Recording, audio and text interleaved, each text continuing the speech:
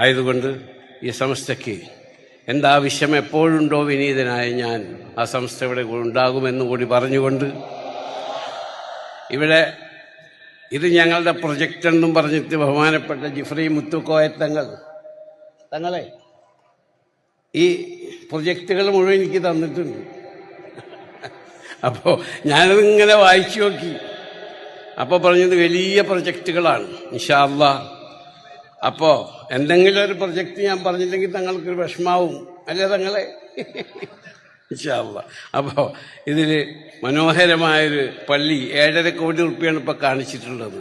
ഇൻഷാ അല്ലാഹ് ഈ പള്ളി തങ്ങളെ ഇനി കൂടിയാലും ശരി ആ പള്ളി ഞാൻ പണിത് തരും ഇൻഷാ അല്ലാഹ്. അതുപോലെ ഇതിൽ വലിയ പ്രൊജക്റ്റുണ്ട്. ഞാൻ അവിടുത്തെ ഗവൺമെൻറ്റുമായി സംസാരിച്ച് അവരുടെ ഫണ്ടിൽ നിന്ന് സംസ്ഥയ്ക്ക് എന്ത് ചെയ്യാൻ സാധിക്കുമെന്ന് കൂടി ഇൻഷാ അല്ലാഹ് ഞാൻ പരിശ്രമിക്കുന്നതാണ്. ബഹുമാനപ്പെട്ട മുഖ്യമന്ത്രിക്കും എൻ്റെ മറ്റെല്ലാവർക്കും വേഗം പോകുന്നതുകൊണ്ട് ബഹുമാനപ്പെട്ട പാണക്കാട് സയ്യിദ് സാദിഖ് അലി ശിഹാബ് തങ്ങളുടെ അദ്ദേഹം സംബന്ധിച്ചിട്ടാണ് ഞാൻ പ്രസംഗിക്കാമെന്ന് പറഞ്ഞത്. അദ്ദേഹം പറഞ്ഞതൊക്കെ കഴിഞ്ഞിട്ടേ ഞാൻ പോകണുള്ളൂ എന്ന് പറഞ്ഞു.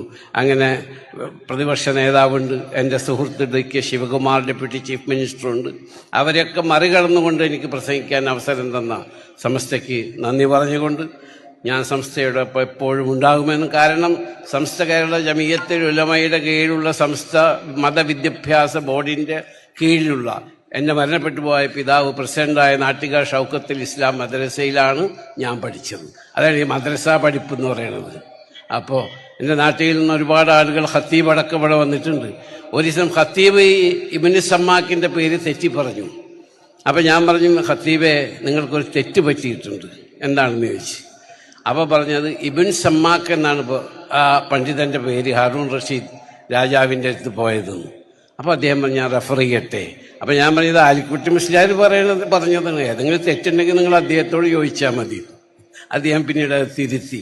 അപ്പോൾ പണ്ഡിതന്മാരുമായുള്ള സംസർഗമാണ് മനുഷ്യൻ്റെ അറിവ് വർദ്ധിപ്പിക്കുക. വസ്അലൂ അഹ്ല ദിക്രി ഇൻ കുൻതും ലാ തഅലമൂൻ.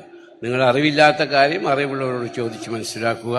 എനിക്ക് സെന്ററി അവാർഡ് എന്ന സംസ്ഥയ്ക്കോടുള്ള എൻ്റെ അനർഹമായ കൃതജ്ഞതയും ചാരിതാർത്ഥ്യവും രേഖപ്പെടുത്തിട്ട് നിങ്ങളുടെ ദുആയിൽ എന്നെയും എൻ്റെ മരണപ്പെട്ടു പോയ മാതാപിതാക്കളെയും ഉൾപ്പെടുത്തണമെന്ന് അപേക്ഷിച്ചുകൊണ്ട് ഞാൻ അവസാനിപ്പിക്കട്ടെ. അസ്സലാമു അലൈക്കും വറഹ്മത്തുള്ളാഹി വബറകാതുഹു.